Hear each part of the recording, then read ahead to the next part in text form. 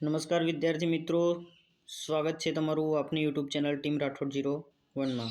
વિદ્યાર્થી મિત્રો, આજે હું તમારી માટે મુંબઈ પ્રાથમિક શિક્ષણ અધિનિયમ 1947ના મહત્ત્વના પ્રશ્નો લાવ્યો છું, જે તમારી આવનારી એમસી સ્કૂલ બોર્ડની એક્ઝામ જેવી કે junior clerk, trend graduate, supervisor, નાયબ શાસનાધિકારીની પરીક્ષામાં ખૂબ જ ઉપયોગી રહેશે। તો આપણે ટાઈમ વેસ્ટ કર્યા વગર વિડીયો શરૂ કરીએ।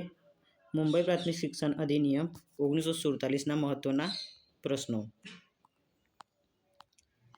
પહેલો પ્રશ્ન છે, મુંબઈ પ્રાથમિક શિક્ષણ અધિનિયમની કઈ કલમ અંતર્ગત જિલ્લા સ્કૂલ બોર્ડની રચના કરવામાં આવે છે? મુંબઈ પ્રાથમિક શિક્ષણ અધિનિયમની કઈ કલમ અંતર્ગત જિલ્લા સ્કૂલ બોર્ડની રચના કરવામાં આવે છે? ઓપ્શન એ છે કલમ 5, ઓપ્શન બી છે કલમ 7, ઓપ્શન સી છે કલમ 18, ઓપ્શન ડી છે કલમ 13। તો સાચો જવાબ આવશે ઓપ્શન ડી કલમ 3। કલમ 3 અંતર્ગત જિલ્લા શિક્ષણ સ્કૂલ બોર્ડની રચના કરવામાં આવે છે। બીજો પ્રશ્ન છે, મુંબઈ પ્રાથમિક શિક્ષણ અધિનિયમ 1947ની કઈ કલમ અંતર્ગત નગરપાલિકાની ફરજિયાત શિક્ષણ યોજનાના અંદાજ બહારના ખર્ચ સામે રાજ્ય સરકાર અમુક મર્યાદામાં ફાળો આપી શકે છે? ઓપ્શન એ છે કલમ 45, બી છે કલમ 42, સી છે કલમ 40, ડી છે કલમ 43। તો મુંબઈ પ્રાથમિક શિક્ષણ અધિનિયમ 1947ની કઈ કલમ અંતર્ગત નગરપાલિકાની ફરજિયાત શિક્ષણ યોજનામાં અંદાજ બહારનો ખર્ચ થાય તો રાજ્ય સરકાર અમુક મર્યાદામાં ફાળો આપે છે? તો ઓપ્શન એ છે કલમ 45, ઓપ્શન બી છે કલમ 42, ઓપ્શન સી છે કલમ 40 અને ઓપ્શન ડી છે કલમ 43। તો સાચો જવાબ આવશે તમારો કલમ 42। ઓપ્શન બી તમારો સાચો જવાબ બનશે। કલમ 42 અંતર્ગત જે નગરપાલિકાની શિક્ષણ યોજના હોય તે ખર્ચો કરવાનો હોય તેને જે ખર્ચો વધારે પડે તો રાજ્ય સરકાર અમુક મર્યાદામાં તેને ફાળો આપે છે। ત્રીજો પ્રશ્ન છે, જિલ્લા શિક્ષણ સમિતિની ચૂંટણીના કાયદેસરપણાનો નિર્ણય ન્યાયાધીશ દ્વારા તપાસ અંગેની કાર્યરીતિ કઈ કલમ દર્શાવે છે? ઓપ્શન એ કલમ 3, ઓપ્શન બી કલમ 6, ઓપ્શન સી કલમ 10, ઓપ્શન ડી કલમ 9। તો આમાં શું પૂછ્યું છે વિદ્યાર્થી મિત્રો? ન્યાયાધીશ એટલે કે જિલ્લા શિક્ષણ સમિતિ ચૂંટણીના કાયદેસરપણાનો નિર્ણય એ ન્યાયાધીશની દ્વારા તપાસ અંગેની કાર્યરીતિ કઈ કલમ દર્શાવે છે? તો ન્યાયાધીશ અંતર્ગત કલમ નંબર 6। ઓપ્શન તમારો બી સાચો જવાબ રહેશે। કલમ 6 અંતર્ગત ન્યાયાધીશ આવે છે, યાદ રાખજો। ન્યાયાધીશ પૂછે તો કલમ 6 યાદ રાખવાની છે। ચોથો પ્રશ્ન છે, મુંબઈ પ્રાથમિક શિક્ષણ અધિનિયમ 1947 પ્રમાણે ખાનગી પ્રાથમિક શાળાઓ તેમના વાર્ષિક હિસાબોનું ઓડિટ ક્યાં કરાવવાનું હોય છે? એ માન્ય ચાર્ટર્ડ એકાઉન્ટ પાસે, બી જિલ્લા પ્રાથમિક શિક્ષણ અધિકારી પાસે, સી નાયબ શિક્ષણ નિયામક પાસે કે ડી તાલુકા કેળવણી નિરીક્ષક પાસે? વિદ્યાર્થી મિત્રો, પ્રશ્ન ધ્યાનથી વાંચો। આમાં પૂછે છે કે મુંબઈ પ્રાથમિક શિક્ષણ અધિનિયમ 1947 પ્રમાણે ખાનગી પ્રાથમિક શાળાઓએ તેમનું વાર્ષિક હિસાબોનું ઓડિટ ક્યાં કરાવવાનું હોય છે? તો ખાનગી પ્રાથમિક શાળાઓએ તેમનું ઓડિટ માન્ય ચાર્ટર્ડ એકાઉન્ટ પાસે કરાવવાનું હોય છે, એટલે કે સાચો જવાબ તમારો એ થશે। માન્ય ચાર્ટર્ડ એકાઉન્ટ પાસે તમારે કરાવવાનું રહેશે। પાંચમો પ્રશ્ન છે, મુંબઈ પ્રાથમિક શિક્ષણ અધિનિયમની કઈ કલમમાં ઓડિટનો નિર્દેશ કરવામાં આવ્યો છે? એટલે કે મુંબઈ પ્રાથમિક શિક્ષણ અધિનિયમ 1947 છે તેની કઈ કલમમાં ઓડિટનો નિર્દેશ કરવામાં આવે છે? તો ઓપ્શન એ કલમ 63, બી કલમ 47C, સી કલમ 45 ખ, ડી કલમ 50।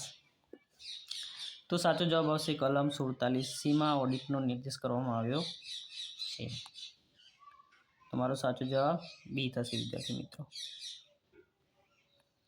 નેક્સ્ટ પ્રશ્ન છે છઠ્ઠો, મુંબઈ પ્રાથમિક શિક્ષણ અધિનિયમની કલમ 52માં શાનો નિર્દેશ છે? મુંબઈ પ્રાથમિક શિક્ષણ અધિનિયમ 1947ની કલમ 52માં શાનો નિર્દેશ કરવામાં આવ્યો છે? એ પ્રોવિડન્ટ ફંડ, બી શિક્ષકના રાજીનામાનો, સી પ્રાથમિક શિક્ષણ ફંડનો, કે ડી અધિકૃત નગરપાલિકા કસૂરવાર ઠરે તે બાબતનો? તો કલમ 52માં અધિકૃત નગરપાલિકા કસૂરવાર ઠરે તે બાબતનો ઉલ્લેખ કરવામાં આવેલો છે. તો સાચો જવાબ તમારો ડી થશે વિદ્યાર્થી મિત્રો. 7મો પ્રશ્ન છે મુંબઈ પ્રાથમિક શિક્ષણ અધિનિયમ 1947ની કઈ કલમમાં શિક્ષકના રાજીનામા બાબતનો ઉલ્લેખ છે? મુંબઈ પ્રાથમિક શિક્ષણ અધિનિયમ 1947ની કઈ કલમમાં શિક્ષકના રાજીનામા બાબતનો ઉલ્લેખ છે? તો એ કલમ 40 ગ, બી કલમ 35, સી કલમ 40 કે ડી કલમ 41 ખ. તો શિક્ષકના રાજીનામાની વાત કઈ કલમમાં કરવામાં આવેલી છે? તો ઓપ્શન એ તમારું સાચું રહેશે. કલમ નંબર 40ના પેટા ક્રમાંક ખમાં કરવામાં આવેલી છે. તો શિક્ષકના રાજીનામું શામાં છે? કલમ 40 ગમાં. 8મો પ્રશ્ન છે શાળાને માન્યતા આપવા માટે અરજી કર્યાની તારીખથી કેટલા સમયમાં ડીઈઓ અને શિક્ષણ નિયામકે નિર્ણય લેવાનો છે? એટલે કે શાળાને માન્યતા આપવા માટે ખાનગી શાળાનો જે કોઈએ અરજી કરી હોય તો તેને માન્યતા આપવા માટે અરજી કર્યાની તારીખથી કેટલા સમયમાં ડીઈઓએ અને શિક્ષણ નિયામકે નિર્ણય લેવાનો હોય છે? તો ઓપ્શન એ છે 1 માસ, બી છે 2 માસ, સી છે 3 માસ, ડી છે 12 માસ. તો વિદ્યાર્થી મિત્રો સાચો જવાબ તમારો થશે ઓપ્શન સી, એટલે કે 3 માસની અંદરમાં નિર્ણય લેવાનો હોય છે ડીઈઓએ. બરાબર. આગળનો પ્રશ્ન 9મો જોઈએ તો માન્ય ખાનગી પ્રાથમિક શાળાના શિક્ષકોને બરતરફ કરવા, દૂર કરવા, પાયરી ઉતારવાની બાબતની કલમ કઈ છે? એટલે કે માન્ય ખાનગી પ્રાથમિક શાળાના શિક્ષકોને બરતરફ કરવા, દૂર કરવા, પાયરી ઉતારની બાબત કઈ કલમમાં આપેલી છે? તો ઓપ્શન એ છે કલમ 40 ખ, ઓપ્શન બી છે 38, ઓપ્શન સી છે કલમ 45 બ, ઓપ્શન ડી છે કલમ 58 ખ. તો વિદ્યાર્થી મિત્રો શિક્ષકોને બરતરફ કરવા અંગે, દૂર કરવા અંગે અને પાયરી ઉતારની બાબત કલમ નંબર 40 ખમાં આપેલી છે. એટલે તમારો સાચો જવાબ થશે ઓપ્શન એ કલમ નંબર 40 ખ. 10મો પ્રશ્ન છે મુંબઈ પ્રાથમિક શિક્ષણ અધિનિયમ 1947ની કઈ કલમ માન્ય શાળાઓની તપાસણી અને પત્રકોનો નિર્દેશ કરે છે? મુંબઈ પ્રાથમિક શિક્ષણ અધિનિયમ 1947ની કઈ કલમ માન્ય શાળાઓની તપાસણી અને પત્રકોનો નિર્દેશ કરે છે? તો ઓપ્શન એ છે કલમ 18, ઓપ્શન બી છે કલમ 38, ઓપ્શન સી છે કલમ 37, ઓપ્શન ડી છે કલમ 40.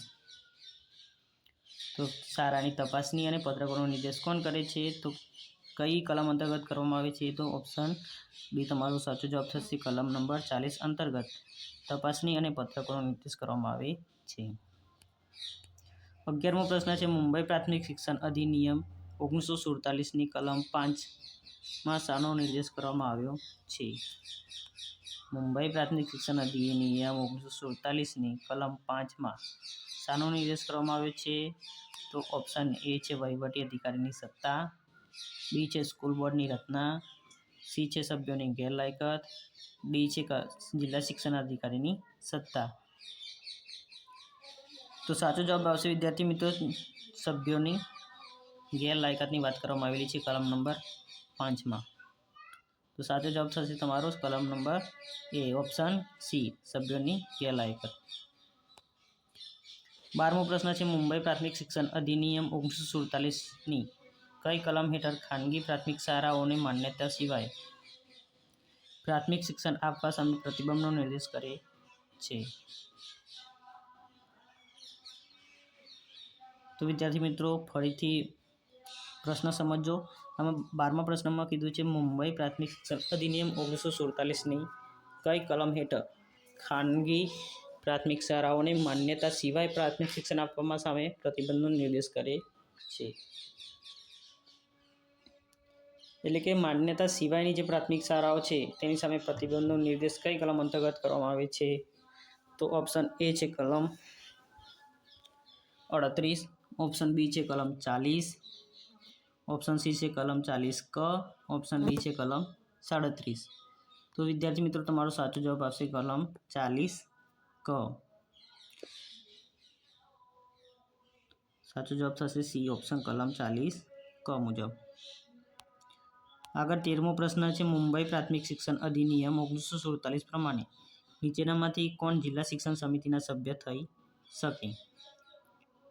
મુંબઈ પ્રાથમિક શિક્ષણ અધિનિયમ 1947 પ્રમાણે નીચેનામાંથી કોણ જિલ્લા શિક્ષણ સમિતિના સભ્ય થઈ શકે? તો ઓપ્શન એ છે અનુસૂચિત જાતિ કે જનજાતિનો ધોરણ 4 સુધીનો અભ્યાસ કરેલ કોઈપણ વ્યક્તિ. બી છે દીવાની કોર્ટનો ન્યાયાધીશ. સી છે પ્રાથમિક શાળાનો શિક્ષક. ડી છે 25થી ઓછી વર્ષનો ઉંમરનો વ્યક્તિ.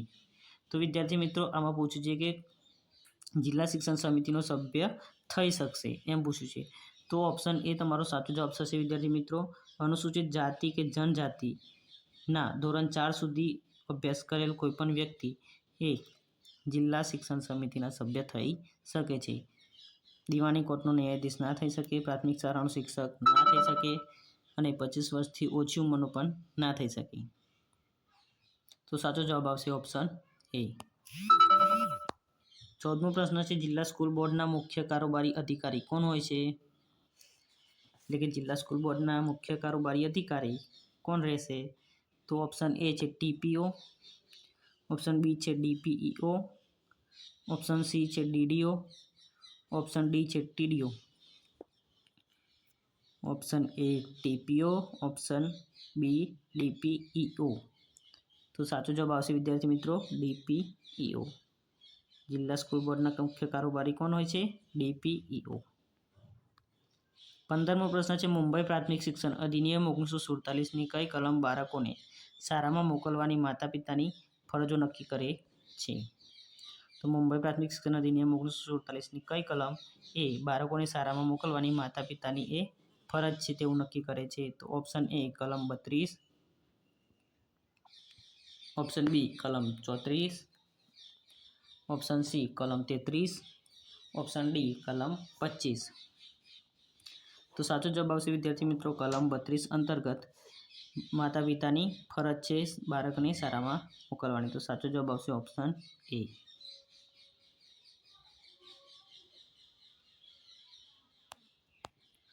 16મો પ્રશ્ન જોઈએ તો જિલ્લા શિક્ષણ સમિતિના મુખ્ય અધિકારી કોણ હોય છે? 16મો પ્રશ્ન છે જિલ્લા શિક્ષણ સમિતિના મુખ્ય અધિકારી કોણ હોય છે? એ તાલુકા કેળવણી નિરીક્ષક. બી જિલ્લા પ્રાથમિક શિક્ષણ અધિકારી. સી તાલુકા પ્રાથમિક શિક્ષણ અધિકારી. ડી જિલ્લા વિકાસ અધિકારી. તો વિદ્યાર્થી મિત્રો જિલ્લા શિક્ષણ સમિતિના મુખ્ય અધિકારી જિલ્લા પ્રાથમિક શિક્ષણ અધિકારી હોય છે. તો સાચો જવાબ તમારો ઓપ્શન બી જિલ્લા પ્રાથમિક શિક્ષણ અધિકારી આવશે. આગળ 17મો પ્રશ્ન જોઈએ તો મુંબઈ પ્રાથમિક શિક્ષણ અધિનિયમ 1947ની કઈ કલમમાં પ્રાથમિક શિક્ષણ બોર્ડની સત્તા, ફરજો અને કાર્યોનો ઉલ્લેખ જોવા મળે છે? એટલે કે કઈ કલમમાં મુંબઈ પ્રાથમિક શિક્ષણ બોર્ડની સત્તા, ફરજો અને કાર્યોનો ઉલ્લેખ જોવા મળે છે? તો ઓપ્શન એ છે કલમ 59. બી છે કલમ 25. સી છે કલમ 71. ડી છે કલમ 57. તો વિદ્યાર્થી મિત્રો તમારો સાચો જવાબ આવશે કલમ નંબર 59 એટલે કે ઓપ્શન એ. ઓપ્શન એમાં પ્રાથમિક શિક્ષણ બોર્ડની સત્તા, ફરજો અને કાર્યો આપેલી છે. તો સાચો જવાબ થશે તમારો કલમ 59. આગળનો પ્રશ્ન જોઈએ 18મો પ્રશ્ન છે મુંબઈ પ્રાથમિક શિક્ષણ અધિનિયમ 1947ના કયા પ્રકરણમાં માન્ય ખાનગી પ્રાથમિક શાળાઓના શિક્ષકોને શિક્ષા કરવાનો નિર્દેશ કરવામાં આવ્યો છે? 18મો પ્રશ્ન છે વિદ્યાર્થી મિત્રો કે કયા પ્રકરણમાં માન્ય ખાનગી પ્રાથમિક શાળાના શિક્ષકોને શિક્ષા કરવાનો નિર્દેશ કરવામાં આવેલો છે? આમાં પ્રકરણ પૂછી લીધું છે વિદ્યાર્થી મિત્રો. તો ઓપ્શન એ છે પ્રકરણ 3બ. ઓપ્શન બી છે પ્રકરણ 7ખ. ઓપ્શન સી છે પ્રકરણ 11. ઓપ્શન ડી છે પ્રકરણ 8C. તો વિદ્યાર્થી મિત્રો કયા પ્રકરણમાં માન્ય ખાનગી પ્રાથમિક શાળાઓના શિક્ષકોને શિક્ષા કરવાનો નિર્દેશ કરવામાં આવ્યો છે? તો પ્રકરણ 7ખ એટલે કે તમારો સાચો જવાબ થશે ઓપ્શન બી નો પ્રકરણ 7ખ એ સાચો જવાબ થશે. પ્રકરણ 7ખમાં શિક્ષકોને શિક્ષા કરવાનો નિર્દેશ કરવામાં આવેલું છે. આગળનો પ્રશ્ન જોઈએ 19મો પ્રશ્ન છે નીચેનામાંથી કયો એક દસ્તાવેજ કર્મચારીની નોકરી માટેનો અગત્યનો દસ્તાવેજ છે? વિદ્યાર્થી મિત્રો આગળની પરીક્ષામાં આ પ્રશ્ન પૂછાઈ ગયેલો છે. આગળની જીપીએસસીની પરીક્ષામાં પૂછાઈ ગયેલો છે અને એક બીજી જે શિક્ષણ નિયામકની આવે છે તેમાં પણ આ પ્રશ્ન પૂછાઈ ગયેલો છે કે કયો એક દસ્તાવેજ સરકારી કર્મચારીની નોકરી માટેનો અગત્યનો છે? એ દૈનિક નોંધપોથી, આ નોંધપોથી નથી, નોંધપોથી છે વિદ્યાર્થી મિત્રો. બી છે સર્વિસ બુક, સી છે હાજરી પત્રક, ડી છે નિમણૂક પત્રક.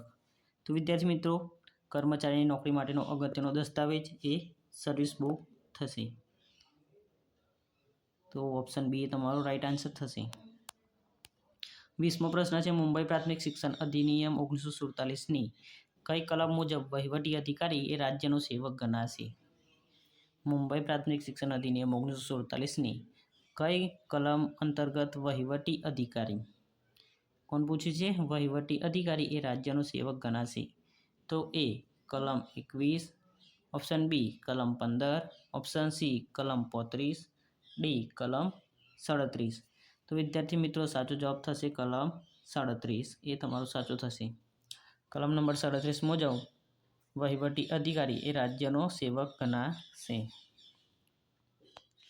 21મો પ્રશ્ન છે શિક્ષક તરીકે રાજીનામું આપવા ઈચ્છતા શિક્ષકે કેટલા મહિના અગાઉ શિક્ષણ ખાતાના વડાને જાણ કરવાની રહેશે? એટલે કે તમે શિક્ષક તરીકે અત્યારે ફરજ બજાવો છો અને તમારે શિક્ષક તરીકે રાજીનામું આપવું છે તો તમે ડાયરેક્ટ આપી ના શકો. તમારે અગાઉ જાણ કરવાની રહેશે તમારા ખાતાના વડાને. તો વિદ્યાર્થી મિત્રો તમે 3 મહિના પહેલાં તમારે ખાતાના વડાને જાણ કરવાની રહેશે. તો ઓપ્શન એ 1 મહિનો, ઓપ્શન બી તમારો સાચો જવાબ થશે 3 મહિના, ઓપ્શન સી 2 મહિના કે ડી 6 મહિના. તો સાચો જવાબ છે 3 મહિના પહેલાં તમારે જાણ કરવાની છે. 22મો પ્રશ્ન છે મુંબઈ પ્રાથમિક શિક્ષણ અધિનિયમ 1947ની કઈ કલમ જિલ્લા બોર્ડના સભ્યોની ગેરલાયકાતો અંગેની છે? એટલે કે મુંબઈ પ્રાથમિક શિક્ષણ અધિનિયમ 1947ની કઈ કલમ એ જિલ્લા બોર્ડના સભ્યોની ગેરલાયકાતો અંગે દર્શાવે છે? તો ઓપ્શન એ છે કલમ 3, ઓપ્શન બી છે કલમ 21, ઓપ્શન સી છે કલમ 5, ઓપ્શન ડી છે કલમ 15. તો વિદ્યાર્થી મિત્રો સાચો જવાબ થશે તમારો કલમ 5 એ જિલ્લા બોર્ડના સભ્યોની ગેરલાયકાતો ધરાવે છે. એટલે કે કલમ 5માં જિલ્લા બોર્ડના સભ્યોની ગેરલાયકાતો આપેલી છે. આગળનો 23મો પ્રશ્ન જોઈએ તો તાલુકામાં તાલુકા સલાહકાર સમિતિ સ્થાપવા માટે કઈ કલમ છે? એટલે કે તાલુકામાં તાલુકા સલાહકાર સમિતિ સ્થાપિત છે તો કઈ કલમ અંતર્ગત સ્થાપી શકાય? તો ઓપ્શન એ છે કલમ 21, બી છે કલમ 15, સી છે કલમ 18, ડી છે કલમ 17. તો વિદ્યાર્થી મિત્રો તમારો સાચો જવાબ થશે અહીંયા કલમ નંબર 15 અંતર્ગત તાલુકા સલાહકાર સમિતિ રચી શકાય છે. તો સાચો જવાબ આવશે ઓપ્શન બી કલમ નંબર 15.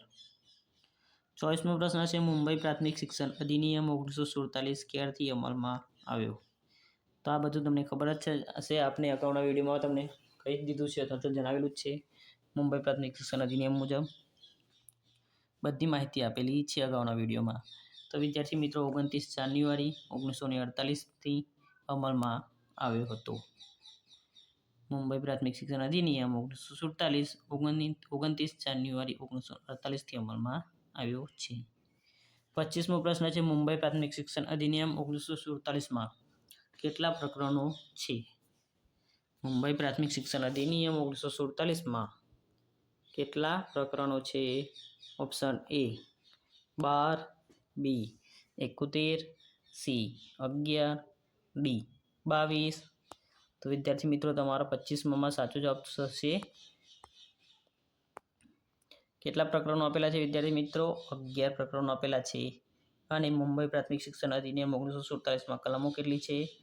તો 71 કલમો છે અને 11 પ્રકરણો આપેલા છે. વિદ્યાર્થી મિત્રો આજે આપણે મુંબઈ પ્રાથમિક શિક્ષણ અધિનિયમ 1947ના મહત્વના 25 પ્રશ્નો જોયા છે.